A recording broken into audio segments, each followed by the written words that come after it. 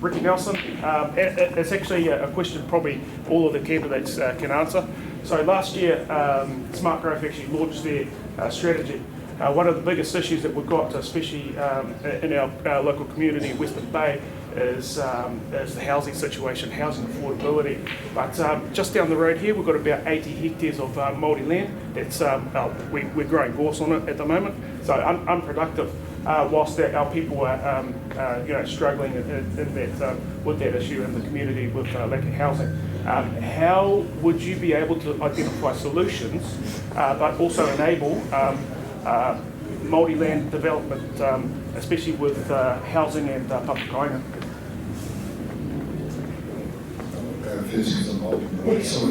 I'll give you each 1 minute to answer the question. That's a big issue. I used to be part of Smart Growth many years ago.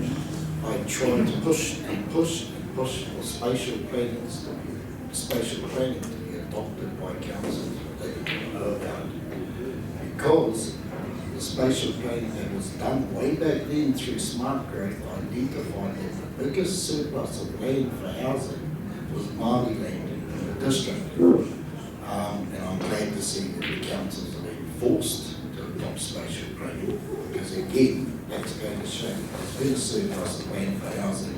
Wairangi also land grants were given to Māori. That's a multi-agency approach that has to be applied. The government needs to assist.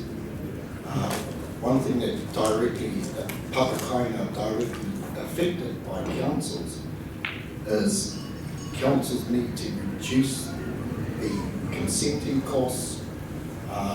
Regional council also play a role. There's a current papakainga in progress at the moment, just down the road, that was halted by the consenting engineering cost of our regional council.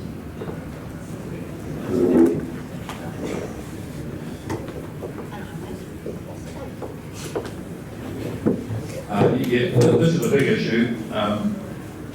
It's outrageous what's happened in New Zealand sort of over the last decade, the way housing costs got out of hand, and that huge escalation in price was just a straight function of lack of supply. And a lot of it was because of the rules, specifications, regulations that came through local government. Some of it imposed on local government actually by central government. You know, they had no option but to impose that. And the message we're getting now, I mentioned earlier about the whole review of local government and planning laws and consenting laws. Long overdue, much needed. I'm very supportive of that. My whole reason really for getting involved in local government was I anticipated these changes, and I'm delighted. And as you probably know, the Resource Management Act is right at the point of being repealed, and there's 2 acts going to replace it. They're in the late stages of draft now, the Environment Act and the Planning Act. And it's a massive simplification. It's a much more flexible, papakainga, much more scope needs to be there for development of communities. I know several examples. Plan Change 95 would be a good example with the Western Bay. I think, and the problem with Smart Growth was it really fell into that thing of being prescriptive. We know best, and every time there's a private change, it got killed. In other words, the planners know best. And I think, local government has been captured by planners all around the country. And that's the message from government too. We have to be much more flexible. What we're going to have is under the new law, one plan for the region.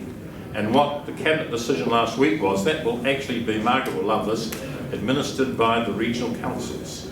That decision has been taken. So that's really the regional council retention clause, I think. But there's going to be massive change. One planning for the region.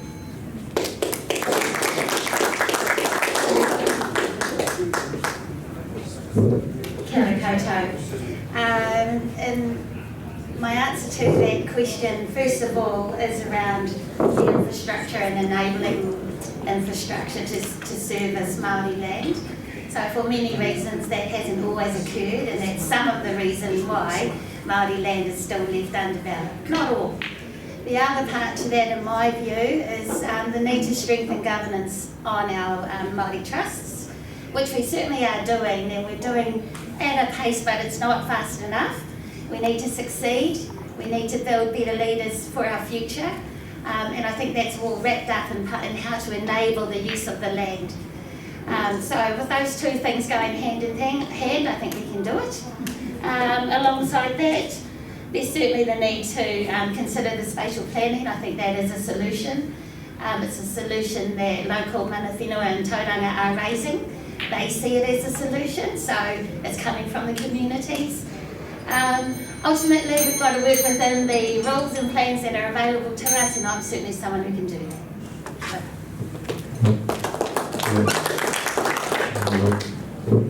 Kia ora, I would, not being a Maori landowner, I'm a general landowner in Whakarangamon for 125 years, as I told you. I would review, remove or relax legislation and statutory regulations that are negatively impacting on developments and housing, whether they're Māori or non-Māori, because housing is an issue. It is an abject failure within New Zealand that we cannot have enough housing. I was gifted a house, I was brought to houses, we have houses, and so I feel acutely aware of the issue around housing. It's one of my focuses within the iwi. I think iwi will come to the fore in this. I think we should stop pretending that the problem is created externally, so the problem is within the mechanisms around the regulations of building houses. So it requires a deliberate and dedicated conversation around what can be removed, what can be relaxed to secure the outcome. I'm a big believer in curating the right process and letting the outcome take care of itself. If you can't be brought to a family who owns land and houses, then let's curate the best process so that all of our children can have houses. Thank you.